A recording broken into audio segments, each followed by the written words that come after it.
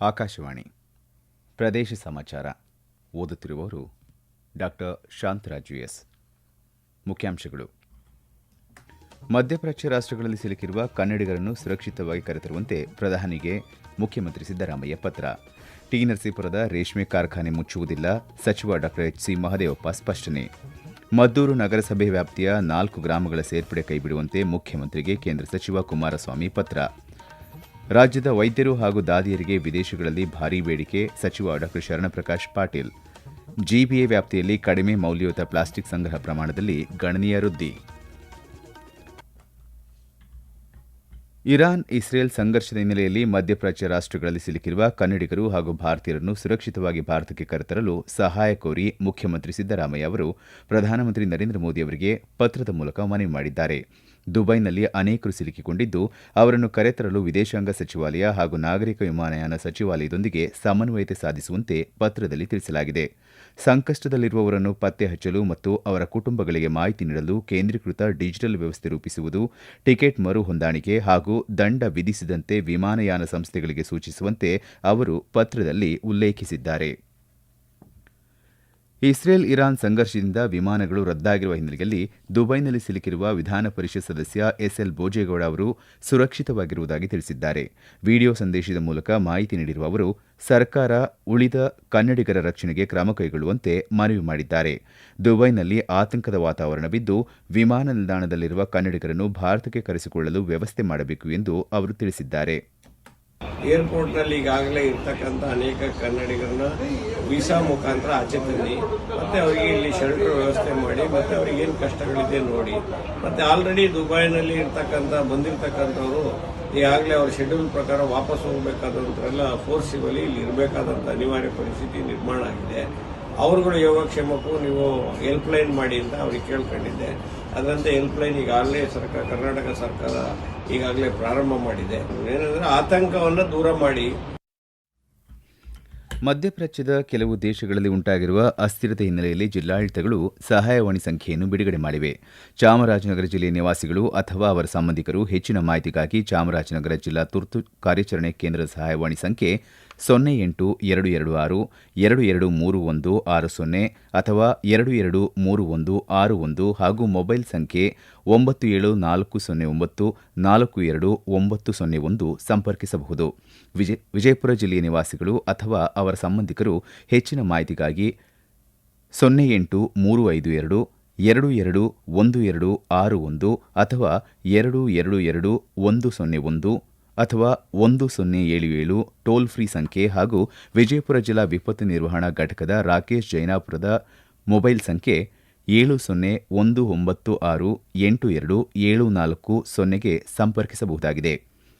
ಉಡುಪಿ ಜಿಲ್ಲೆಯ ನಿವಾಸಿಗಳು ಹೆಚ್ಚಿನ ಮಾಹಿತಿಗಾಗಿ ಉಡುಪಿ ಜಿಲ್ಲಾ ತುರ್ತು ಕಾರ್ಯಾಚರಣೆ ಕೇಂದ್ರ 082025740802, ರಾಜ್ಯ ತುರ್ತು ಕಾರ್ಯಾಚರಣೆ ಕೇಂದ್ರ ದೂರವಾಣಿ ಸಂಖ್ಯೆ 0820240676 ಹಾಗೂ ಟೋಲ್ ಫ್ರೀ ಸಂಖ್ಯೆ 1070ಗೆ ಕರೆ ಮಾಡಿ ಮಾಹಿತಿ ಹಾಗೂ ಸಹಾಯ ಪಡೆಯಬಹುದಾಗಿದೆ.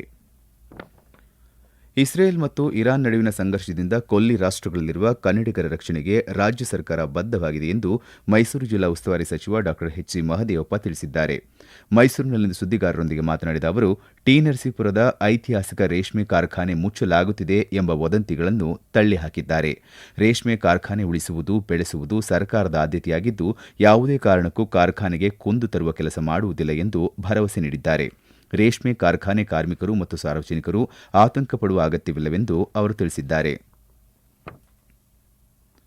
ಮಂಡ್ಯ ಜಿಲ್ಲೆಯ ಮದ್ದೂರು ತಾಲೂಕಿನ ಗೆಜ್ಜಲಗೆರೆ, ಗೊರವನಹಳ್ಳಿ, ಚಾಮನಹಳ್ಳಿ, ಸೋಮನಹಳ್ಳಿ ಸೇರಿದಂತೆ ವಿವಿಧ ಪ್ರದೇಶಗಳನ್ನು ಸ್ಥಳೀಯರ ಆಶಯಗಳಿಗೆ ವಿರುದ್ಧವಾಗಿ ಮದ್ದೂರು ನಗರಸಭೆ ವ್ಯಾಪ್ತಿಗೆ ಸೇರಿಸಲಾಗಿದೆ. ರಾಜ್ಯ ಸರ್ಕಾರ ಕೂಡಲೇ ಈ ನಿರ್ಧಾರವನ್ನು ಕೈಬಿಡಬೇಕು ಎಂದು ಕೇಂದ್ರ ಸಚಿವ ಎಚ್. ಡಿ. ಕುಮಾರಸ್ವಾಮಿ ಆಗ್ರಹಿಸಿದ್ದಾರೆ. ಈ ಕುರಿತಂತೆ ಮುಖ್ಯಮಂತ್ರಿ ಸಿದ್ದರಾಮಯ್ಯ ಅವರಿಗೆ ಪತ್ರ ಬರೆದಿರುವ ಅವರು, ಜನಾಭಿಪ್ರಾಯ ಪರಿಗಣಿಸದೆ ಜನತೆಯ ನಿಲುವುಗಳಿಗೆ ವಿರುದ್ಧವಾಗಿ ಹೋಗಬಾರದು. ಈ ಹಿನ್ನೆಲೆಯಲ್ಲಿ ತಾವು ಮಧ್ಯಪ್ರವೇಶ ಮಾಡಿ ಇದಕ್ಕೆ ತಡೆ ನೀಡಬೇಕು ಎಂದು ಪತ್ರದಲ್ಲಿ ಮನವಿ ಮಾಡಿದ್ದಾರೆ. ಯಾವುದೇ ಕಾರಣಕ್ಕೂ ಮದ್ದೂರು ನಗರಸಭೆ ವ್ಯಾಪ್ತಿಗೆ ಈ ಗ್ರಾಮಗಳನ್ನು ಸೇರಿಸಬಾರದು ಎಂದು ರಾಜ್ಯ ಸರ್ಕಾರವನ್ನು ಅವರು ಒತ್ತಾಯಿಸಿದ್ದಾರೆ.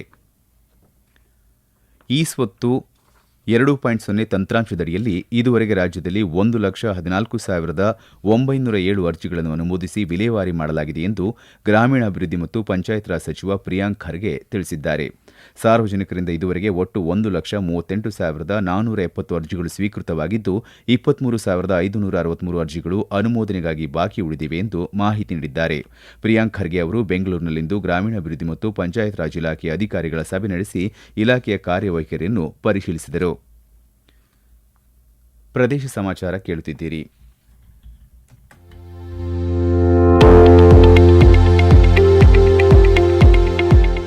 ನಮ್ಮ ಎಲ್ಲ ರಾಷ್ಟ್ರೀಯ ವಾರ್ತೆಗಳು ಹಾಗೂ ಪ್ರದೇಶ ಸಮಾಚಾರ ಈಗ ಆಕಾಶವಾಣಿ ನ್ಯೂಸ್ ಕನ್ನಡ ಯೂಟ್ಯೂಬ್ ಚಾನೆಲ್ನಲ್ಲಿ ಲಭ್ಯ. ನಮ್ಮ ಎಕ್ಸ್ ಖಾತೆ ಮತ್ತು ಇನ್ಸ್ಟಾಗ್ರಾಂ ಖಾತೆ ಆಕಾಶವಾಣಿ ನ್ಯೂಸ್ ಕನ್ನಡ. ಹೆಚ್ಚಿನ ಮಾಹಿತಿಗಾಗಿ ನಮ್ಮ ಫೇಸ್ಬುಕ್ ಖಾತೆ ಆಕಾಶವಾಣಿ ವಾರ್ತೆ ಕನ್ನಡವನ್ನು ಅನುಸರಿಸಿ.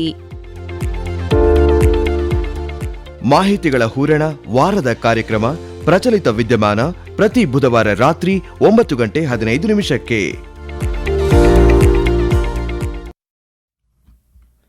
ಭಾರತದಲ್ಲಿ ತರಬೇತಿ ಪಡೆಯುವ ವೈದ್ಯರು ಹಾಗೂ ಶುಶ್ರೂಷಕರಿಗೆ ಅನೇಕ ದೇಶಗಳಲ್ಲಿ ಅಪಾರ ಬೇಡಿಕೆ ಇದೆ ಎಂದು ವೈದ್ಯಕೀಯ ಶಿಕ್ಷಣ ಮತ್ತು ಕೌಶಲ್ಯಾಭಿವೃದ್ಧಿ ಸಚಿವ ಡಾ ಶರಣಪ್ರಕಾಶ್ ಆರ್ ಪಾಟೀಲ್ ಹೇಳಿದ್ದಾರೆ.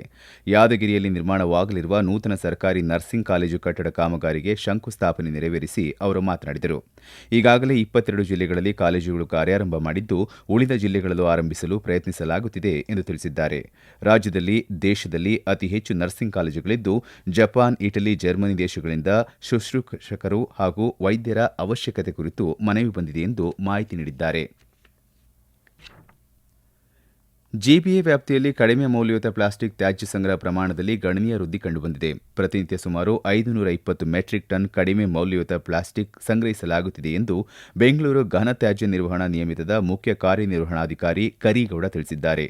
ಬೆಂಗಳೂರಿನಲ್ಲಿಂದು ಸುದ್ದಿಗಾರರೊಂದಿಗೆ ಮಾತನಾಡಿದ ಅವರು, ನಗರದಲ್ಲಿ ಪ್ರತಿದಿನ ಸರಾಸರಿ 6,000 ಮೆಟ್ರಿಕ್ ಟನ್ ಘನ ತ್ಯಾಜ್ಯ ಉತ್ಪತ್ತಿಯಾಗುತ್ತಿದೆ. ಅದರಲ್ಲಿ ಸುಮಾರು 520 ಮೆಟ್ರಿಕ್ ಟನ್ ಕಡಿಮೆ ಮೌಲ್ಯಯುತ ಪ್ಲಾಸ್ಟಿಕ್ ಸಂಗ್ರಹಿಸಲಾಗುತ್ತಿದೆ. ಈ ಪ್ರಮಾಣವನ್ನು 1,000 ಮೆಟ್ರಿಕ್ ಟನ್ಗೆ ಹೆಚ್ಚಿಸುವ ಗುರಿ ಹೊಂದಲಾಗಿದೆ ಎಂದು ಹೇಳಿದ್ದಾರೆ. ದೊಡ್ಡಬಳ್ಳಾಪುರ ತಾಲೂಕಿನ ದೊಡ್ಡ ಬೆಳವಂಗಲದ ಹೋಬಳಿಯ ಗುಂಡಲಹಳ್ಳಿ ಗ್ರಾಮದ ಟೆರ್ರಾ ಫಾರ್ಮಾ ಹಾಗೂ ಬೆಂಗಳೂರು ದಕ್ಷಿಣ ವ್ಯಾಪ್ತಿಯ ಗೊಲ್ಲಹಳ್ಳಿಯಲ್ಲಿ ಸರ್ಕಾರಿ ಜಾಗ ಸೇರಿದಂತೆ ಸಮಗ್ರ ಘನತ್ಯಾಜ್ಯ ನಿರ್ವಹಣಾ ಯೋಜನೆಗಾಗಿ 2 ಕಡೆ 100 ಎಕರೆಗೂ ಹೆಚ್ಚು ಜಾಗ ಗುರುತಿಸಲಾಗಿದೆ ಎಂದು ಮಾಹಿತಿ ನೀಡಿದ್ದಾರೆ. ವಿಜಯಪುರದ ಹಂಚನಾಳ ಬಳಿಯ ಕೆರೆಗೆ ನಗರದ ಒಳಚರಂಡಿಯಿಂದ ಜಮೆಯಾಗುತ್ತಿರುವ ಕಲುಷಿತ ನೀರಿನಿಂದಾಗಿ ಸುತ್ತಮುತ್ತಲಿನ ಸಾರ್ವಜನಿಕರ ಆರೋಗ್ಯದ ಮೇಲೆ ದುಷ್ಪರಿಣಾಮ ಬೀರುತ್ತಿದೆ. ಈ ಭಾಗದ ಜನರಿಗೆ ಶೀಘ್ರವೇ ಶುದ್ಧ ಕುಡಿಯುವ ನೀರು ಪೂರೈಸಲು ಕ್ರಮ ವಹಿಸುವಂತೆ ಜಿಲ್ಲಾ ಉಸ್ತುವಾರಿ ಸಚಿವ ಡಾ ಎಂಬಿ ಪಾಟೀಲ್ ಅಧಿಕಾರಿಗಳಿಗೆ ಸೂಚಿಸಿದ್ದಾರೆ. ನಗರದ ಒಳಚರಂಡಿ ಸಂಸ್ಕರಣಾ ಘಟಕದಿಂದ ಕೊಳಚೆ ನೀರು ಕೆರೆ ಸೇರಿದಂತೆ ಹಾಲಿ ಇರುವ ಎಸ್ಟಿಪಿಯನ್ನು ಉನ್ನತೀಕರಿಸಿ ಸಂಸ್ಕರಿಸಿದ ಶುದ್ಧ ನೀರನ್ನು ಮಾತ್ರ ಹಂಚಿನಾಳ ಕೆರೆಗೆ ಬಿಡಬೇಕೆಂದು ಪಾಲಿಕೆ ಆಯುಕ್ತರಿಗೆ ನಿರ್ದೇಶನ ನೀಡಿದ್ದಾರೆ. ಕಲಬುರಗಿಯಲ್ಲಿ ನಡೆಯುತ್ತಿರುವ ಎಟಿಎಫ್ W35 ಟೆನ್ನಿಸ್ ಪಂದ್ಯಾವಳಿಯಲ್ಲಿ 5 ಭಾರತೀಯರು ಮುಖ್ಯ ಸುತ್ತಿಗೆ ಅರ್ಹತೆ ಪಡೆದಿದ್ದಾರೆ. ಸಿಂಗಲ್ಸ್ನಲ್ಲಿ 3ನೇ ಶ್ರೇಯಾಂಕದ ವೈಷ್ಣವಿ ಅಡ್ಕರ್ ಚೈವಿಕಾ ರೆಡ್ಡಿ, 5ನೇ ಶ್ರೇಯಾಂಕದ ಜೀಲ್ ದೇಸಾಯಿ, 8ನೇ ಶ್ರೇಯಾಂಕದ ಅಂಕಿತಾ ರೈನಾ, ಸೋನಾಲ್ ಪಾಟೀಲ್ ಮುಖ್ಯ ಸುತ್ತಿನಲ್ಲಿ ಕಣಕ್ಕಿಳಿಯುತ್ತಿದ್ದಾರೆ. ವಿಜೇತರಿಗೆ $30,000 ಅಮೆರಿಕನ್ ಡಾಲರ್ ಬಹುಮಾನ ಮೊತ್ತವನ್ನು ಘೋಷಿಸಲಾಗಿದೆ. ಆಂಧ್ರಪ್ರದೇಶದ ಶ್ರೀಶೈಲದಲ್ಲಿ ಇದೇ 16ರಿಂದ 20ರವರೆಗೆ ಯುಗಾದಿ ಮಹೋತ್ಸವ ನಡೆಯಲಿದೆ. ಉತ್ಸವ ದಿನಗಳಲ್ಲಿ ಮಾತ್ರ ಮಲ್ಲಿಕಾರ್ಜುನ ಸ್ವಾಮಿಯ ಅಲಂಕಾರಿಕ ದರ್ಶನಕ್ಕೆ ಅವಕಾಶ ನೀಡಲಾಗಿದೆ. ಉತ್ಸವ ಪ್ರಾರಂಭವಾಗುವ ಮೊದಲ 10 ದಿನಗಳವರೆಗೆ ಪ್ರತಿನಿತ್ಯ ನಿರ್ದಿಷ್ಟ ಸಮಯಗಳಲ್ಲಿ 4 ಹಂತಗಳಲ್ಲಿ ಸ್ವಾಮಿಯ ಸ್ಪರ್ಶ ದರ್ಶನಕ್ಕೆ ಅವಕಾಶ ಕಲ್ಪಿಸಲಾಗಿದೆ. ರಾಜ್ಯದಿಂದ ಅದರಲ್ಲೂ ವಿಶೇಷವಾಗಿ ಉತ್ತರ ಕರ್ನಾಟಕದಿಂದ ಸಹಸ್ರಾರು ಭಕ್ತರು ಶ್ರೀಶೈಲಕ್ಕೆ ಪಾದಯಾತ್ರೆ ಮೂಲಕ ತೆರಳುತ್ತಿದ್ದಾರೆ. ಹಾಸನದಲ್ಲಿ ಬೆಂಬಲ ಬೆಲೆ ಯೋಜನೆಯಡಿ ರಾಗಿ ಖರೀದಿ ಕೇಂದ್ರಕ್ಕೆ ಜಿಲ್ಲಾಧಿಕಾರಿ ಕೆಎಸ್ ಲತಾಕುಮಾರಿ ಭೇಟಿ ನೀಡಿ ರಾಗಿ ಖರೀದಿಯ ಗುಣಮಟ್ಟ ಪರಿಶೀಲಿಸಿದರು.